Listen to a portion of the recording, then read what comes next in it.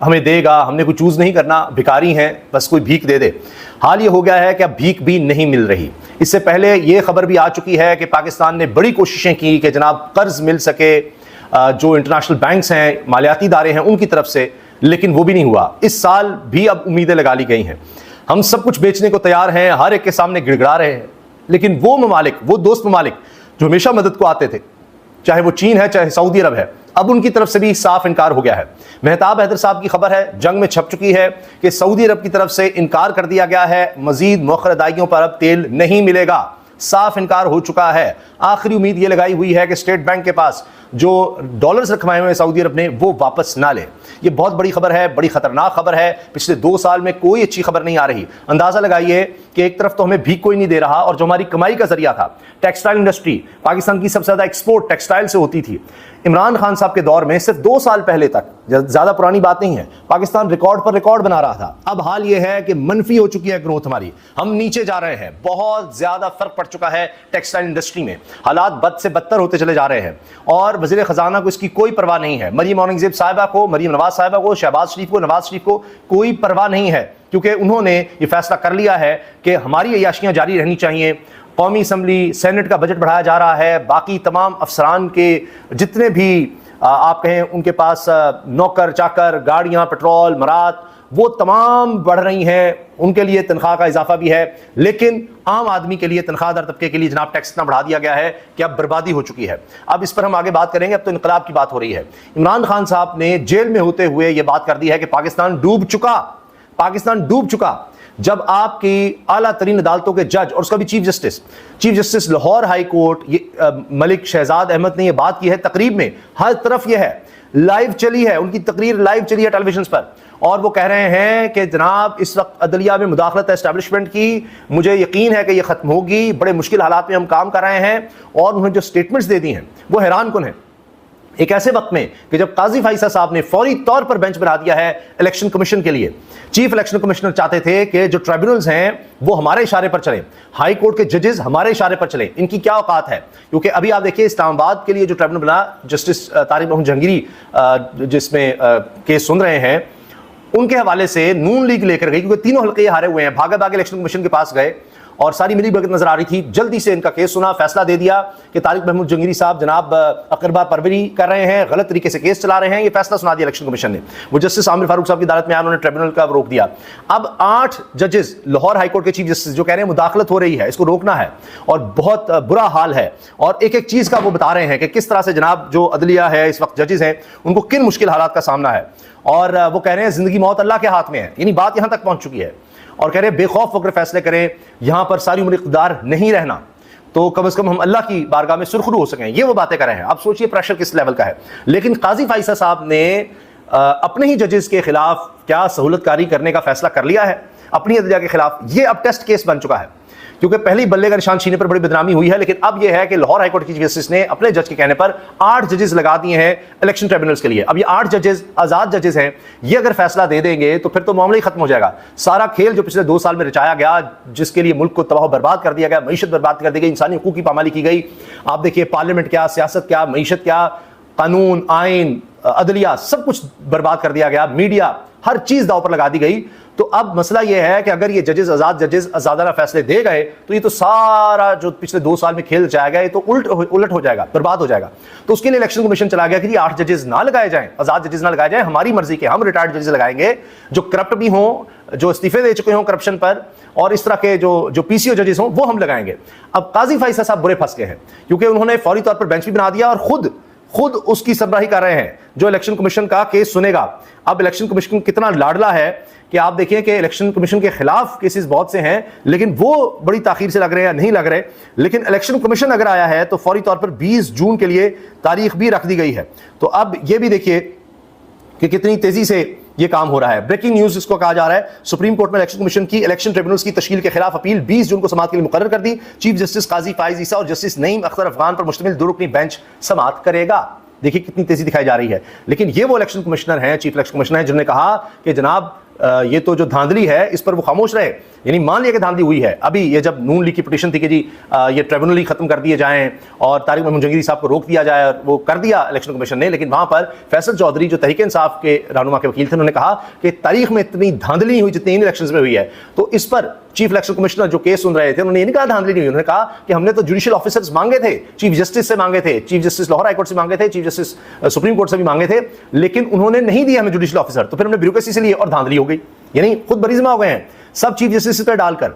तो अब एक तो उन्होंने पहले काजी फैसल साहब को मुश्किल में डाला, उन पर बिजली अंग्रेजी कहकर जी सारा इनका कसूर है कि तहरीक इंसाफ गई थी लाहौर हाई कोर्ट और फैसला आया था कि नहीं जुडिशियल ऑफिसर्स होने चाहिए जो जुडिशरी से लिए जाएं ताकि फ्री एंड फेयर इलेक्शंस हो सकें। अब देखिए ना जुडिशरी कुछ ना कुछ तो रेजिस्ट कर रही है, तो ब्यूरोक्रेसी ने क्या करना था, वो तो जनाब अंग्रेजों के दौर में भी आप देखिए उनके साथ थे, उसके बाद जो भी ताकत है उसके साथ हो जाते हैं। तो अब आप देखें कि मामला यह है कि इन्होंने चीफ जस्टिस काजी फैसल पर डाला, अब दोबारा काजी फैसल के पास चीफ इलेक्शन कमिश्नर चले गए हैं और चीफ इलेक्शन कमीशन चला गया है कि जी चीफ जस्टिस ने बेंच भी बना दिया और खुद बैठे हैं उस बेंच में और 2 जजेस अब ये ट्रिब्यूनल का केस सुनेंगे। अगर ये ट्रिब्यूनल उड़ा दिए जाते हैं, इलेक्शन कमीशन के हक में फैसला आ जाता है, तो ये जनाब बल्ले का निशान का पार्ट 2 होगा। और अब काजी फैसल साहब जो है वो तारीख की अदालत में जरूर अब कटहरे में होंगे कि अब वो क्या करते हैं और क्या अपने ही जजेस 8 जजेस जो हैं उनकी पीठ में या हाई कोर्ट की पीठ में छुरा घोंपते हैं कि नहीं बिल्कुल आज़ाद जजेस नहीं चाहिए, ये इलेक्शन कमीशन का इख्तियार है, जिस तरह के जजेस वो लगाना चाहे, जिस तरह का इंसाफ वो देना चाहे, जो कुछ वो करना चाहे उसका इख्तियार है। तो उसके पास जनाब अदलिया, सुप्रीम कोर्ट, हाई कोर्ट, खत्म कहानी। उसकी वजह यह है कि हाई कोर्ट ने फैसला दिया है और इलेक्शन कमीशन एक सरकारी अफसर, वहां पर चीफ इलेक्शन कमीशन बैठा है, उनके मेंबरान बैठे हैं और वो ये फैसला करते हैं हम यहां जाएंगे नहीं। भाई आप सुप्रीम कोर्ट में अपील कर सकते हैं, ये कैसे हो सकता है आपके हम फैसला नहीं मानते, तो ये क्योस है, मगर वो खड़े हो गए हैं।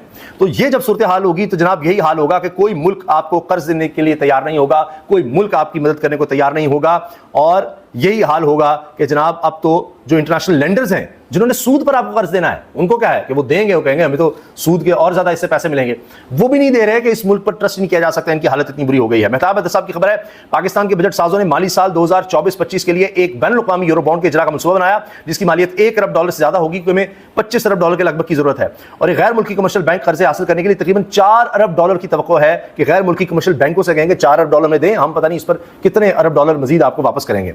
अच्छा, साल 2024-25 की दस्तावेजात के मुताबिक हुकूमत ने आइंदा माली साल में सऊदी अरब के तेल की सहूलत की शक्ल में कोई रकम मुतवक्के नहीं है, कोई अब जनाब तेल की बात में कुछ नहीं मिलने वाला सऊदी अरब से, कुछ भी नहीं। पाकिस्तान ने सऊदी अरब से तेल की सहूलत की बहाली की दरखास्त की थी लेकिन अब इस सिलसिले में तमाम उम्मीदें खत्म हो गई हैं, फिर भीख मांगी थी लेकिन कुछ नहीं मिल रहा सऊदी अरब से। तमाम सऊदी अरब की महफूज जमा कराएगी रकम के बारे में पेशगोई की गई है कि यह बरकरार रह सकती है, एक उम्मीद है, आखिरी उम्मीद अब यह है कि जो रकम जमा करवाई हुई स्टेट बैंक में शायद वो रह जाए, वो वापस ले गए तो बिल्कुल ही धरन तख्ता। और इमरान खान साहब ने कहा जी मुल्क तो डूब चुका, पाकिस्तान डूब चुका, तो फिर वही सूरत हाल नजर आ रही है। हुकूमत ने रवा माली साल में $4 अरब के गैर मुल्की कमर्शियल बैंक कर्जे हासिल करने का मंसूबा बनाया था, मंसूबा था कि $4 अरब गैर मुल्की कमर्शियल बैंकों से कर्जे लेंगे, लेकिन इस्लामाबाद खराब क्रेडिट रेटिंग को मद्देनजर रखते हुए गैर मुल्की कमर्शियल कर्जे हासिल करने में नाकाम रहा। हुकूमत को कोई कर्ज भी नहीं दे रहा है, इस हुकूमत को सूद भी देना है फिर भी नहीं दे रहे। नए माली साल में $23 अरब गैर मुल्की कर्ज का तखमीना है, $23 अरब हमें चाहिए। गैर मुल्की कर्ज में रोल ओवर, कमर्शियल रिफाइनेंसिंग, कौमी और 2 तरफा कर्ज हिंदगान से कर्ज हासिल करना शामिल है। अब हुकूमत उम्मीद कर रही है कि वो आइंदा माली साल 2024-25 के दौरान गैर मुल्की कमर्शियल कर्जे हासिल करने में कामयाब हो सकती है। बजट साजों ने गैर मुल्की कर्जों की मद में $20 से $23 अरब की आमद के तखमीने को हतमी शक्ल दी है, जिसमें रोल ओवर, कमर्शियल रिफाइनेंसिंग और दीगर शामिल है कि जी आ जाएंगे। भाई पहले $4 अरब दिए नहीं किसी ने, अब उम्मीद लगाए बैठे हैं कि किस तरह आ जाएंगे। मूडीज जो इंटरनेशनल बड़ी एजेंसी है रेटिंग की, वो कहती है हुकूमत का आधे से ज्यादा रेवेन्यू सूद की अदायगी पर खर्च होगा। उसके बाद क्या बचेगा ये सोच लीजिए आप। अच्छा जी, इसके साथ जनाब बजट के मुताबिक हमने 13,000 अरब का रेवेन्यू इकट्ठा करना है जिसमें से 9,800 अरब कर्ज का सूद अदा करना है। बजट खसारा पूरा करने के लिए हमें 7,500 अरब का कर्ज लेना पड़ेगा। पाकिस्तान तो डूब चुका। इमरान खान की गुफ्तगू है जी सामने आई है। जजेस खड़े हो रहे हैं क्योंकि जिंदा रहा तो 10 दिन में दौरान इद्दत निकाह केस में सजा के खिलाफ अपीलों का फैसला कर दूंगा। ये इस्लामाबाद के डिस्ट्रिक्ट सेशन जज ने कह दिया है, जिनके पास है ये केस गया है, ट्रांसफर हुआ है, तो ये कह रहे हैं। बहरहाल ऐसे जजेस और भी बहुत से थे जिन्होंने कहा था जी मैं इंसाफ करूंगा, मैं डटा रहूंगा। शाहरुख खान बड़ी बड़के लगाते थे और दरखास्त उन्हें मुस्तरद भी की थी केस कहीं और भेजने की, लेकिन बाद में जनाब आखिरी दिन जिस दिन फैसला सुनाने का था कह दिया था मैं फैसला सुनाऊंगा, उस दिन निकल लिया। तो प्रेशर बढ़ता जाता है। यहाँ तो मीटर कट जाते हैं जजेस के, बड़ा कुछ हो सकता है, फायरिंग हो जाती है, वीडियोस बन जाती हैं, तो बहुत कुछ हो सकता है। अच्छा खैर चले, उम्मीद करते हैं बात तो कर रहे हैं ना, बगैर किसी खौफ और डर और लालच के काम करें, सिर्फ आसमान वाले खुदा का खौफ रखें। इन लोगों की आंखों में आंखें डालकर फेस करना है, ब्लैकमेलिंग का शिकार नहीं होना, किसी किस्म की कुर्बानी देना पड़े तो दरेक नहीं करना। Chief justice Lahore high court Malik Shahzad Ahmad Khan, जनाब ये तो ऐसे जैसे शेर दहाड़ रहा है। और दूसरी तरफ जनाब इमरान खान का बयान है, जो साफी पीटीआई के हक में बोलता है उसे पकड़ लिया जाता है। रऊफ हसन पर हमला करके इसका मुंह काट दिया गया, अली जमान पर तशद्दुद किया, इस सब पर कहने जी इदारे शामिल हैं। अच्छा, इमरान खान का पार्टी के लिए सख्त पैगाम सामने आया है, ग्रुपिंग खत्म करके इकट्ठी हो जाए पार्टी, ये पाकिस्तान की जिंदगी मौत का फैसला है, अब भी पार्टी में जो ग्रुपिंग करेगा इसे नहीं छोड़ूंगा, सख्त एक्शन लूंगा। कौम सरगोदा के 1, इस्लामाबाद हाईकोर्ट के 6, सुप्रीम कोर्ट के 3 जजेस को सलाम पेश करती है इमरान खान। अब इन 3 में काजी फैसल साहब शायद शामिल नहीं है। इमरान रियाज खान को दूसरे मुकदमे में भी डिस्चार्ज कर दिया गया, लेकिन अब पता नहीं अगले की तैयारी है, और अभी तक तो खबरें आ रही थी कि उनको पता ही नहीं कहां ले गए हैं, पुलिस जो है वो छोड़ ही नहीं रही। हमारे दौर में नैब ने 450 अरब इकट्ठा किया था, हुकूमत में शामिल जमातों ने अपनी करप्शन छुपाने के लिए नैब लॉज में तरामीम की हैं। शेब शाहीन की इमरान खान से मुलाकात के बाद गुफ्तगू, इमरान खान ने सरगोदा इंसदाद दहशतगर्दी अदालत के जज को सराहा है, जिस तरह से बजट पेश हुआ है इस तरह से मुल्क नहीं चल सकता। चीफ जस्टिस पाकिस्तान ने कहा था कि इनके दौर में कोई नाइंसाफी नहीं होगी। क्या चीफ जस्टिस सरगोदा इंसदाद दहशतगर्दी अदालत जज को जो धमकाया गया, जो कुछ उनके साथ किया गया, उसका नोटिस लेंगे? शायर अहमद फराज जैसा एक और केस इस्लामाबाद हाईकोर्ट में आ गया जी, एक और शख्स लापता है। अब चीफ जस्टिस लाहौर हाईकोर्ट ने जो बातें की हैं वो कहते हैं कि एक जज ने मुदाखलत की शिकायत की है, जज के अल्फाज से मेरा 1.5 किलो खून बढ़ा है कि वो किस तरह से डट गया है। मुदाखलत का सामना आंखों में आंखें डालकर करना है। 13 साल हो गए, आज भी घर पर वकील की तख्ती लगी है। वुकला ने हड़ताल और तालाबंदी का कल्चर दफन कर दिया। वुकला तहरीक के सबब मार्शल लॉ की लानत से जान छूटी। और फिर जनाब वो कहते हैं जी कुर्बानी देनी पड़ेगी, और ये मुदाखलत जो है एस्टैब्लिशमेंट की ये जल्द खत्म होगी, और जिद्दोजहद करनी पड़ेगी, इसका जल्द खात्मा होगा। और उन्होंने कहा कि जी जज ने सब कुछ बयान करके के बाद वो कहा कि इसके बावजूद खौफजदा नहीं है, सिर्फ चीफ जस्टिस के इल्म में लाना चाहता हूं, इनका नाम लेना मुनासिब नहीं, लेकिन अदलिया बगैर लालच के काम कर रही है। और उनका शिकायतें और भी हैं, लेकिन कुछ रिटर्न नहीं आती कि जी फिर सबूत मांगे जाएंगे। तो ये जनाब वो यकीन कर रहे हैं कि जी ये मुदाखलत खत्म होगी, और कहते हैं हमें कुर्बानी देनी पड़ेगी और अल्लाह के अलावा किसी से ना डरें।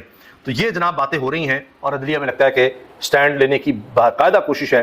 अब काजी फाइसा साहब का जरूर इम्तिहान है कि क्या वो जजेस के साथ खड़े हैं या फिर एक दफ़ा हुकूमत के साथ खड़े हैं, जिस तरह से उन्होंने अटॉर्नी जनरल या वज़ीर कानून का साथ दिया कि यही चीफ जस्टिस लाहौर हाईकोर्ट इनको सुप्रीम कोर्ट ले आएँ ताकि इनसे हमारी जान छूट जाए। ये लाहौर हाईकोर्ट के चीफ जस्टिस होते हुए जनाब जो हमारी मनमानियाँ हैं वो नहीं चलने दे रहे, इलेक्शन कमीशन की मनमानियाँ नहीं चलने दे रहे, हमारा गेम प्लान ख़राब कर रहे हैं, तो इनको तो यहाँ से हटाया जाए। तो जनाब वो काम तो हो गया है। हालांकि बाकी मेजॉरिटी जजेस सुप्रीम कोर्ट के ये नहीं चाहते थे और समझते थे कि ऐसा जज जितना निडर हो chief justice Lahore high court, उसको डटे रहना चाहिए, उसको वहाँ होना चाहिए।